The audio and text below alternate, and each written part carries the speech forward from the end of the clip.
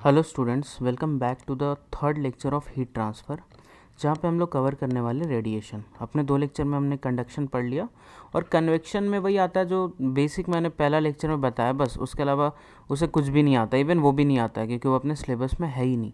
ठीक है, तो अब हम लोग देखते हैं रेडिएशन। देखो रेडिएशन क्या है ना, सबसे पहला कि हर बॉडी रेडिएट करता है जिसका टेम्परेचर 0 केल्विन से ज़्यादा है।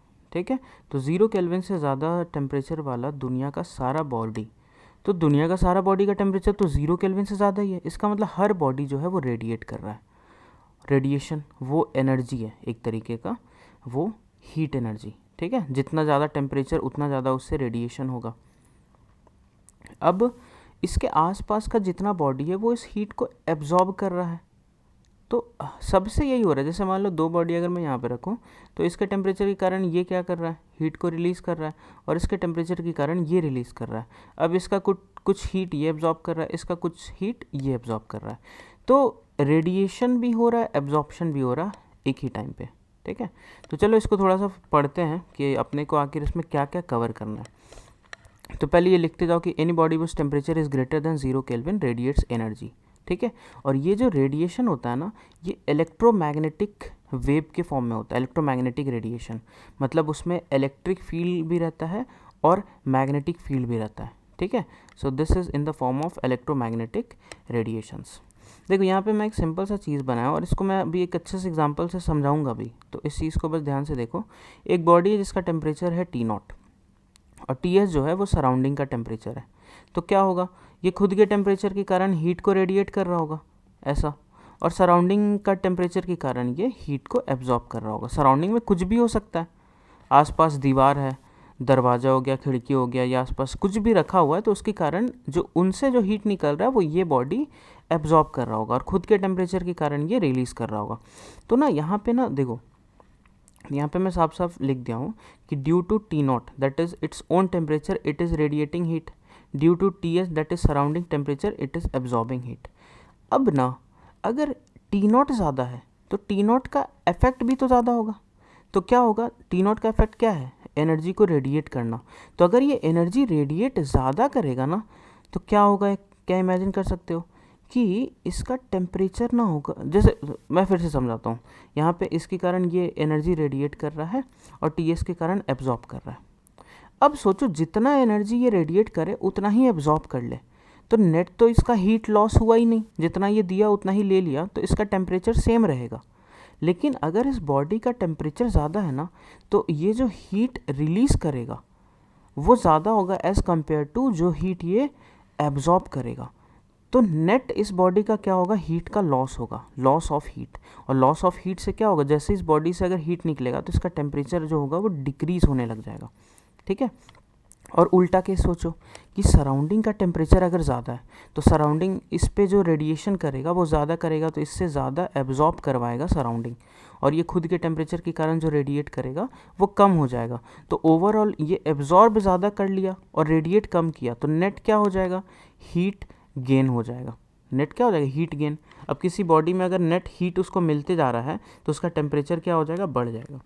और अगर जितना हीट ये रिलीज़ कर रहा है उतना ही एब्जॉर्ब करे तो इसका टेम्परेचर सेम रहेगा। सिंपल सा एग्जांपल मैं लेता हूँ, ये सब जो लिखा हूँ सब वही है। देखो अगर एक रूम में एक चाय का कप अगर मैं ला के रखूँ, अब इसका टेम्परेचर ऑब्वियसली मान लो कि 90 डिग्री सेंटीग्रेड ऐसा है, रूम का है 27। ठीक है, तो हमको तो पता है कि बचपन से ये चीज़ हम लोग देख रहे हैं कि ये चाय को अगर बहुत देर तक रख दे तो ये ठंडा हो जाएगा और इसका टेम्परेचर क्या आ जाएगा, जो रूम का टेम्परेचर है। तो इसको समझो, ये चाय जो है ना वो 90 डिग्री सेंटीग्रेड के कारण हीट को रिलीज़ कर रहा है। ठीक है, तो 90 डिग्री इसका T0 बना, और 27 जो इसका Ts है उसके कारण ये एब्जॉर्ब कर रहा है। तो कौन सा टेम्परेचर ज़्यादा है, तो 90 डिग्री सेंटीग्रेड। इसका मतलब इसका इफेक्ट क्या था, हीट को रेडिएट करना, वो ज़्यादा होगा। तो ज़्यादा रेट से ये हीट को ना बॉडी से निकाल रहा है, तो इसका नेट हीट क्या हो रहा है, हर सेकंड कुछ ना कुछ लॉस होते जा रहा है। तो ये नेट हीट जो होगा बॉडी से निकलते जा रहा है, तो टेम्परेचर इसका घटेगा। और कब तक घटते रहेगा, घटते घटते घटते घटते तब तक होगा जब तक इसका टेम्परेचर 27 डिग्री पे ना आ जाए। ठीक है, तो 27 डिग्री पे आएगा तो फिर क्या हो जाएगा, नेट जितना ये गेन कर रहा है उतना ही एब्जॉर्ब करेगा, तो उसका ये इक्विलिब्रियम मेंटेन कर लेगा। ऐसा नहीं होगा कि यार बाहर का टेम्परेचर 27 है और ये चाय का टेम्परेचर 27 से कम हो जाए, नहीं, उसका 27 पे आके इक्विलिब्रियम में हो जाएगा।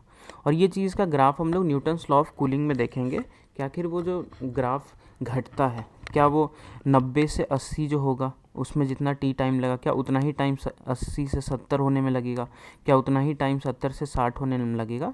तो ये भी एक बहुत ट्रिकी पार्ट रहेगा न्यूटन्स लॉ ऑफ कूलिंग में, ठीक है। तो आपको ये सब चीज़ बिल्कुल समझ आ गया होगा कि टीएस अगर ज़्यादा है, ये ज़्यादा है, तो इसका इफेक्ट ज़्यादा होगा, तो बॉडी का जो एब्जॉर्ब्ड पर सेकंड होगा वो रेडिएट पर सेकंड से ज़्यादा होगा, तो नेट क्या होगा, गेन, तो बॉडी का टेम्परेचर बढ़ेगा।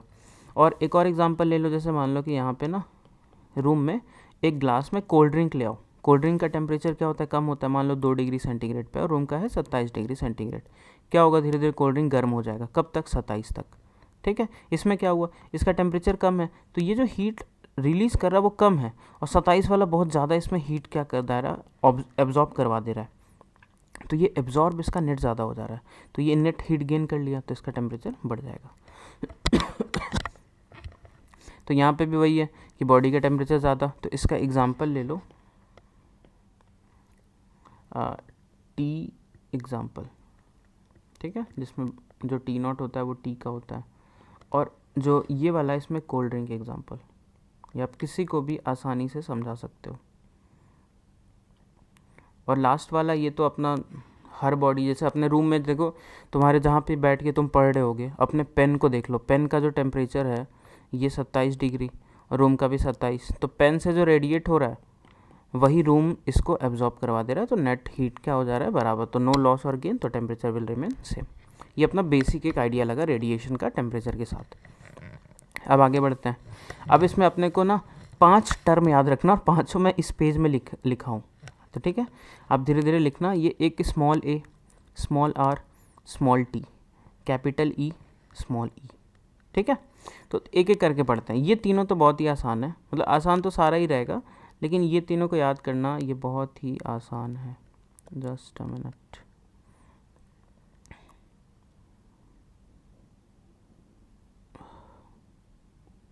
या इसको रहने दे जैसा है।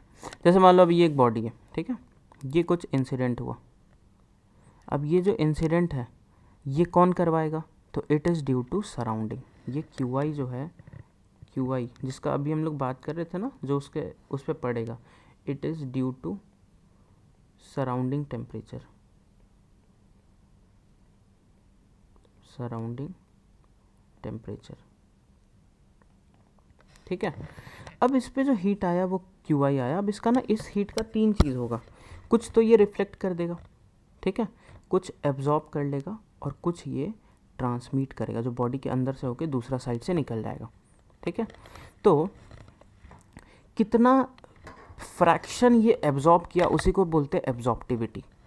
तो एक चीज़ यहाँ पे देखो कि ये तीनों मिलके क्यू आई होगा ना, ये Q R plus Q A plus Q T will be equals to Q I, क्योंकि ये तीनों इसी को तो ऐड करने से आया है ना, तो ये ऐसा कर देंगे। अब डिवाइड कर दो तीनों, मतलब दोनों साइड क्यू आई से डिवाइड कर दो, तो ये बनेगा Q A by Q I, Q R by Q I, और Q T by Q I equal to 1 हो जाएगा, क्योंकि यहाँ पे Q I by Q I. अब Q A by Q I को बोलते हैं एब्जॉर्प्टिविटी, मतलब the heat that is absorb by the body to the total heat incident on the body, Q A by Q I absorptivity. उसी तरीके reflectivity क्या, तो it is the ratio of the heat reflected by the body to the total heat incident on the body. उसी तरीके से होगा transmittivity, तो ये हो जाएगा, ठीक है। तो ये तीनों A plus R plus T is equals to 1, और यहाँ पे मैं डिफाइन किया हूँ। ए किसको बोला, Q A by Q I, तो ए को बोले absorptivity, Q R by Q I reflectivity, Q T by Q I transmittivity. देखो अब यहाँ पे एक चीज़ ध्यान देखो कि ब्लैक बॉडी जो होता है ना, वो ना यहाँ का पूरा ना एब्जॉर्ब कर लेता है ब्लैक बॉडी, तो इसमें ना क्यू आर ज़ीरो होगा और क्यू टी ज़ीरो होगा। कहीं पे भी ब्लैक बॉडी रखा हुआ है तो इस पर जितना हीट जा रहा है वो पूरा का पूरा एब्जॉर्ब कर ले रहा है, तो क्या हो जा रहा है, Q A is equals to Q I, जो क्यू ए है पूरा का पूरा एब्जॉर्ब, तो इसका एब्जॉर्प्टिविटी क्या हो जाएगा 1। और वाइट बॉडी जो होता है वो क्या करता है, पूरा का पूरा को रिफ्लेक्ट कर देता है, तो इसका क्यू आर जो होगा वो क्यू आई के बराबर हो जाएगा, तो Q R is equals to Q I, तो आर इसका हो जाएगा इक्वल टू 1, ठीक है। तो और मैं यहाँ पे क्या लिख सकता हूँ कि ब्लैक बॉडी का रिफ्लेक्टिविटी 0 होगा और वाइट बॉडी का एब्जॉर्प्टिविटी 0 होगा, ऐसा, और ट्रांसमिटिविटी तो खैर टी तो खैर दोनों केस में 0 है। ये दोनों स्पेशल केसेस है, इसको याद रखना है। अब एक चीज़ मैं आपको बताता हूँ कि बॉडीज़ में जो कलर दिखता है ना, जैसे मान लो कि आपका पेन अगर रेड कलर का है तो वो ना इसके कारण ही हो रहा है, ये जो रिफ्लेक्ट हो रहा है ना, ये कि इस पे ये जो हीट पड़ा, ये वाइट कलर का, वाइट लाइट ऐसा, ठीक है, ये हीट गया। अब ना अगर इस बॉडी का कलर आपको रेड दिख रहा है, इसका मतलब ये बाकी सारा कलर को एब्जॉर्ब कर लिया, वॉयलेट, इंडिगो, ब्लू, येलो, ये जितना सबको एब्जॉर्ब किया, तो वो आपके आँख तक नहीं, वो रेड कलर को रिफ्लेक्ट कर दिया। तो जब रेड को रिफ्लेक्ट किया ना, तो रेड को अगर रिफ्लेक्ट किया तो मेरे आँख पे आएगा, तो ये बॉडी हमको रेड दिखेगा। और यहाँ पे मैं और क्लैरिटी आपको देता हूँ कि ऑप्टिक्स में आपने क्या पढ़ा है, सिंपल सा चीज़ कि कोई भी ऑब्जेक्ट हमको कब दिखता है, जब इस पे पड़ा हुआ लाइट से रिफ्लेक्ट होके मेरे आँख में आता है। तो यही चीज़ तो हो रहा है ना, ये जो लाइट आ रहा है ना, उसमें कुछ ना कुछ हीट तो होगा, तो वो है क्यू इंसिडेंट। अब ये जो एब्जॉर्ब हो रहा है ना, वो अगर मान लो ये बॉडी है, सारा का सारा कलर को एब्जॉर्ब कर लिया और सिर्फ ब्लू कलर को यहाँ से रिफ्लेक्ट किया है, जो लॉ ऑफ रिफ्लेक्शन अगर पढ़े, ब्लू कलर को रिफ्लेक्ट किया, तो ये कलर, ये बॉडी का जो कलर हमको क्या दिखेगा, ब्लू दिखेगा। तो यही तो है ना कि किसी भी चीज़ को देखने के लिए पहला तो लाइट ज़रूरी है, और उसका कलर क्यों दिख रहा है, कलर से इसलिए दिख रहा है क्योंकि वो सारा कलर को एब्जॉर्ब करके बस उस पर्टिकुलर कलर को हमको रिफ्लेक्ट कर दे रहा है। तो मेरे आँख में जब वो कलर आ रहा है तो वो बॉडी हमको उस कलर का दिख रहा है। तो ये QR रिस्पॉन्सिबल है कलर्स के लिए, ठीक है। तो ये चीज़ समझ आया होगा। अब हम लोग आते हैं MSA पावर पे। MSA पावर, तो अभी तक मैं आपको क्या समझाऊँ कि बॉडी के टेम्परेचर के कारण, देखो ये जो बात की है ये सराउंडिंग के कारण बात हुआ, सराउंडिंग के कारण इस पे गिरेगा, तो ये QR, QA, QT 3 चीज़ हुआ, ठीक है। तो it is all due to TS, that is surrounding. यहाँ पे बात करने वाले हैं T0, बॉडी के टेम्परेचर के कारण। तो बॉडी के टेम्परेचर के कारण ये क्या कर रहा है, रेडिएट कर रहा है। यार यहाँ ना कन्फ्यूज़न का चांसेस है। मैं यहाँ पे एक बार बस एक चीज़ क्लैरिटी आपको दे दूँ। देखो जैसे ना कोई बॉडी है, इसका सराउंडिंग टेम्परेचर TS है, क्या होगा, कुछ हीट इस पे आया, ये है QI, ये इसके कारण इंसिडेंट हुआ। इस हीट का 3 चीज़ हो रहा है, QR, QA और Q ट्रांसमिट, ठीक है। इसमें इसको अच्छे से पहले समझते हैं। एब्जॉर्ब, जो ये बॉडी अपने अंदर हीट को एब्जॉर्ब कर लिया, सिंपल। QR जो ये रिफ्लेक्ट किया। अब कोई बॉडी का जो कलर हमको दिख रहा है इस QR के कारण दिख रहा है। अगर वो मान लो ब्लू कलर का दिख रहा है तो ये बॉडी सबको एब्जॉर्ब कर लिया, सिर्फ ब्लू को रिफ्लेक्ट किया, ट्रांसमिट यहाँ पे हो गया। ये सारा इस सराउंडिंग के कारण हो रहा है, ठीक है। अब मान लो इसका जो खुद का टेम्परेचर है T0, खुद का टेम्परेचर, उसके कारण ये अलग ही चीज़ रेडिएट कर रहा है, अलग हीट एनर्जी रेडिएट कर रहा है, वो इन तीनों से अलग है, उसको इन सब में मत मिलाना। खुद के टेम्परेचर के कारण ये रेडिएट कर रहा है सम हीट, ठीक है। तो यहाँ खूब कन्फ्यूज़न नहीं रखना, बिल्कुल क्लैरिटी, ये बाहर के हीट के कारण ये चीज़ हुआ और अब ये खुद का करेगा, तो खुद के कारण अब हम लोग MSA पावर पढ़ने वाले हैं, ठीक है। तो यहाँ पे वही चीज़ मैं बता रहा हूँ कि मान लो MSA पावर, अब ये बॉडी है, इसका कुछ टेम्परेचर है T0, बॉडी का टेम्परेचर।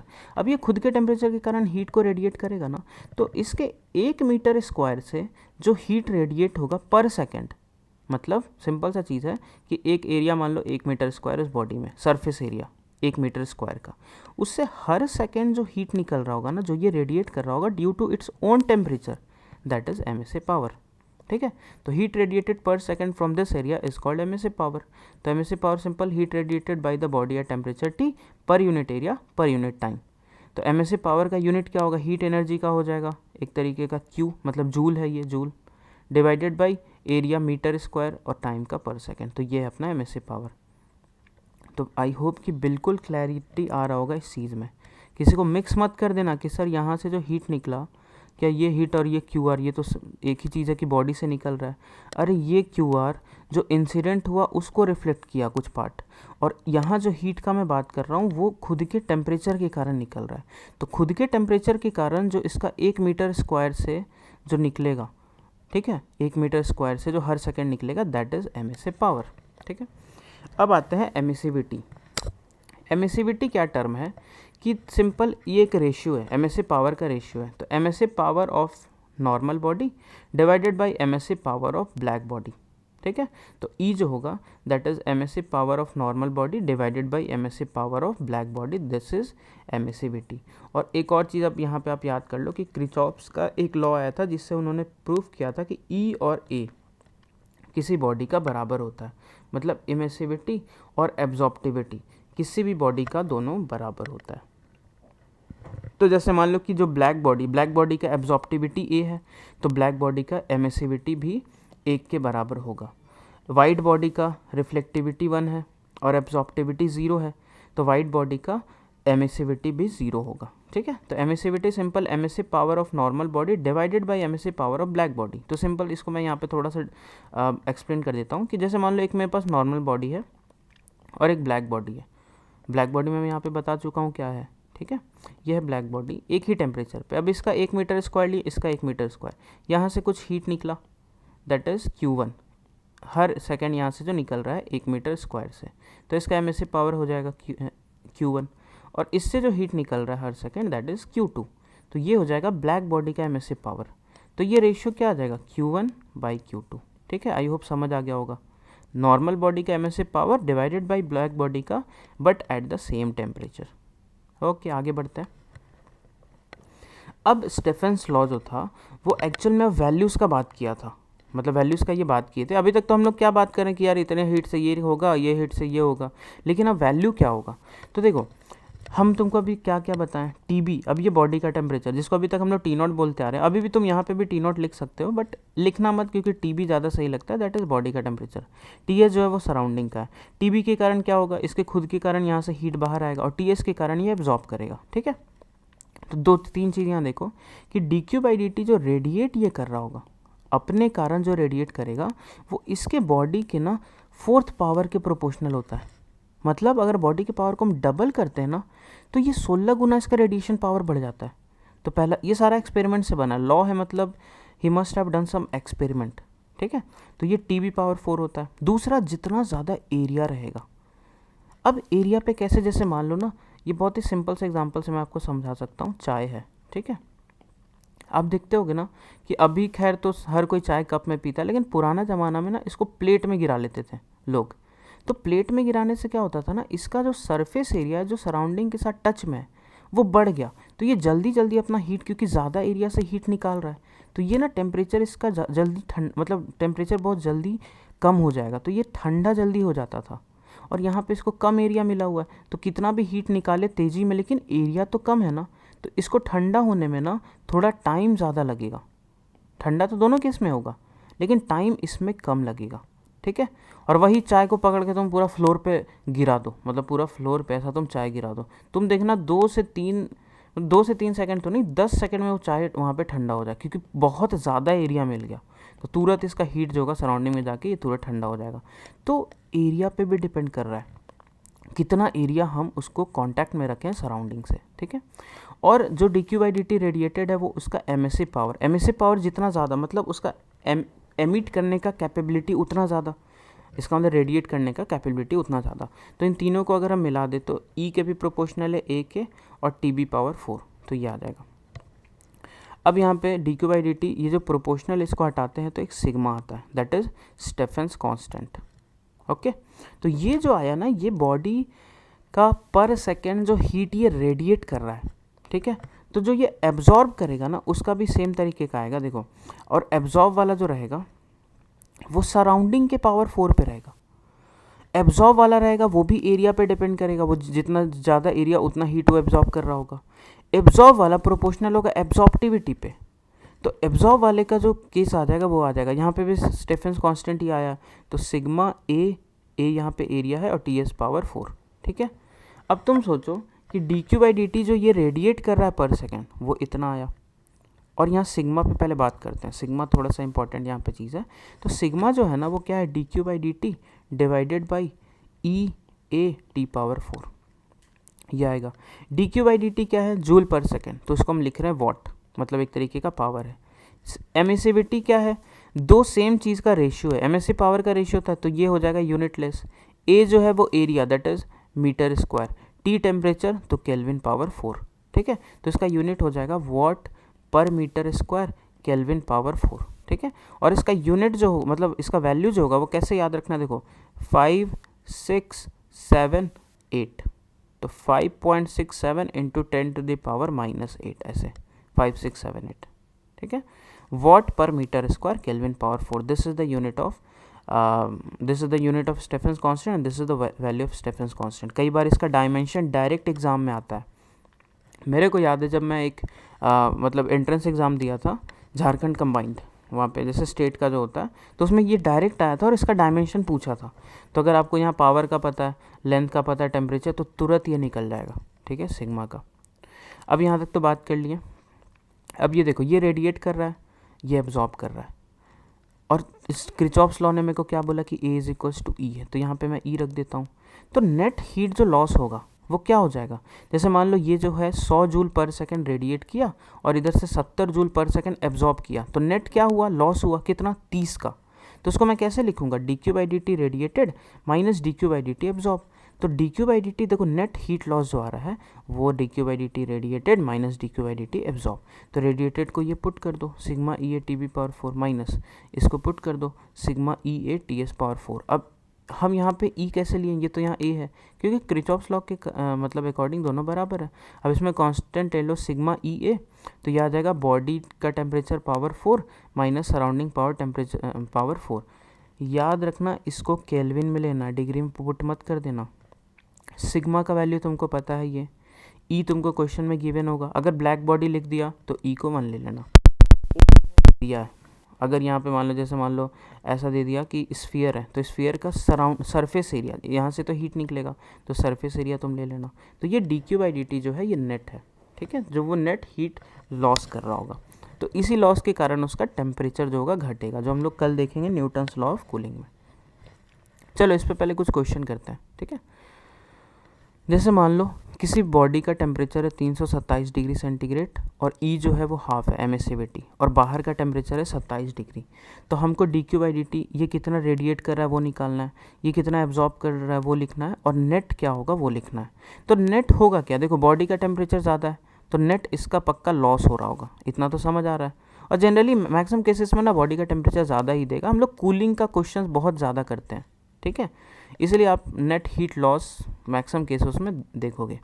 तो अगर मैं लिखूँ dQ/dt, यहाँ पे अगर मैं लिखूँ ना dQ/dt रेडिएटेड, अगर मैं इसका बात करूँ तो ये क्या हो जाएगा, sigma EA temperature of body power 4, radiated तो यही है, तो सिग्मा क्या है 5.67 इंटू 10⁻⁻8, एमिसिविटी कितना 1/2 इंटू एरिया को A मान लो, गिवन रहेगा क्वेश्चन में, एरिया को अभी A मान लो, और टेम्परेचर ऑफ बॉडी। अब 327 को अगर मैं केल्विन में रखूँ तो ये आ जाएगा 327 प्लस 273 600 पावर 4, यही आ गया dQ/dt रेडिएटेड।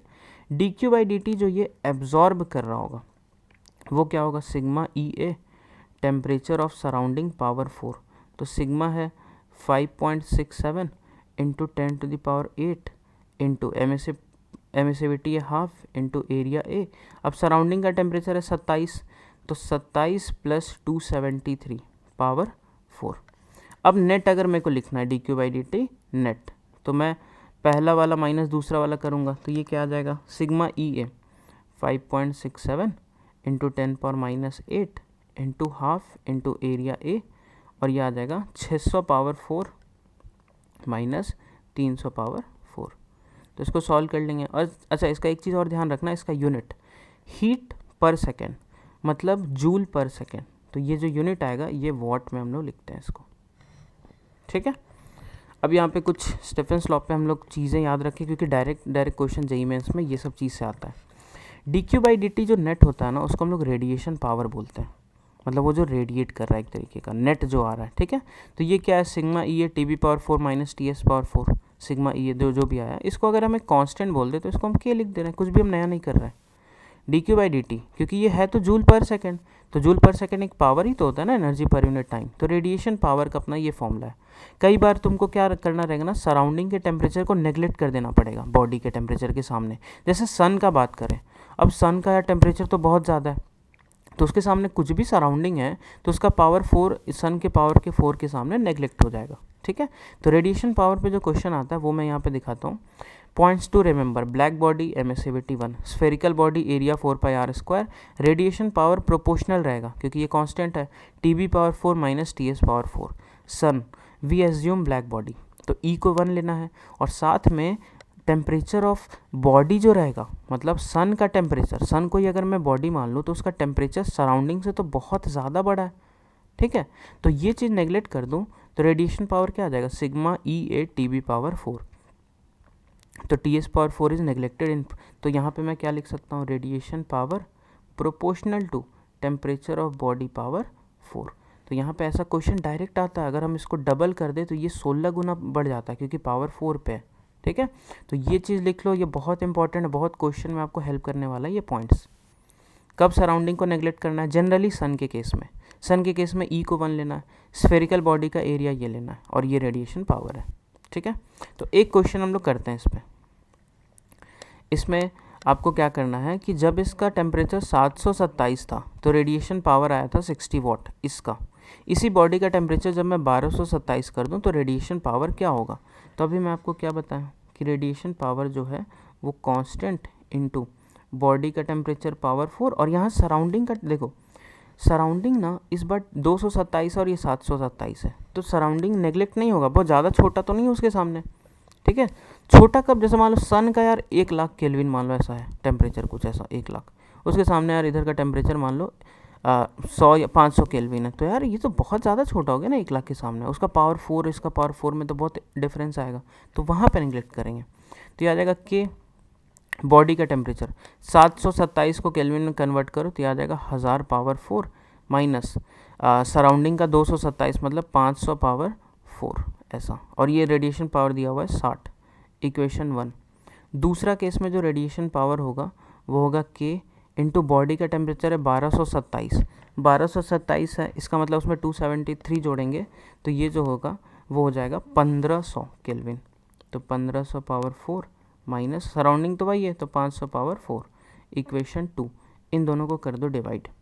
तो ये जो आ जाएगा ना, इसको ना आप क्या करो 60 बाई इसको R मान लो, के डिवाइड हुआ, अब इसको ना आप लिख लो 500 इंटू 2 टू द पावर 4 ऐसा लिख सकते हैं, minus 500 to the power 4 divided by 1500 को लिख लो 500 इंटू 3 पावर 4 और माइनस 500 पावर 4। अब 500 पावर 4 हर तरफ से कट जाएगा तो यहाँ बचेगा 2 पावर 4, यहाँ बचेगा 3 पावर 4 और यहाँ 1 पावर 4, 1 बाई 1 पावर 4, 2 पावर 4 होगा 16 माइनस 1 बाई 3 पावर 4 हो जाएगा 81 माइनस 1, तो ये आ जाएगा 15 बाई 80 और इधर है 60 बाई R, तो इसको सॉल्व कर लो, R आ जाएगा 15 से कट करो तो ये आ जाएगा 320 वाट रेडिएशन, नया रेडिएशन पावर जो होगा। तो ऐसा क्वेश्चंस आपको मिलेगा एग्ज़ाम्स में, ठीक है, आप इस चीज़ को ध्यान रखना। इस क्वेश्चन को ना आप खुद से ट्राई करो सॉल्व करने का। रेडिएशन पावर इसका है 450, अगर इसका टेम्परेचर को डबल करके इसके एरिया को हम लोग कम कर दिए, 6 सेंटीमीटर कर दिए, तो उस एरिया को 4πr² में R को आप लोग कम कर देना, और देखो सराउंडिंग का टेम्परेचर कुछ भी नहीं दिया हुआ तो उसको नेगलेक्ट कर देना, मतलब इसमें सिंपल लगा देना sigma EA T of body power 4, यही है रेडिएशन पावर। तो पहला का लिखो, दूसरा का लिखो, डिवाइड कर दो और मेरे को आंसर कमेंट में बताओ कि इसका क्या आ रहा है, ठीक है। तो अगले क्लास में हम लोग कवर कर लेंगे Newton's law of cooling, veins displacement और सोलर पावर, ठीक है। तो आई होप ये वाला पार्ट आपका क्लियर हुआ होगा। थैंक यू, मिलते हैं अगले वीडियो में।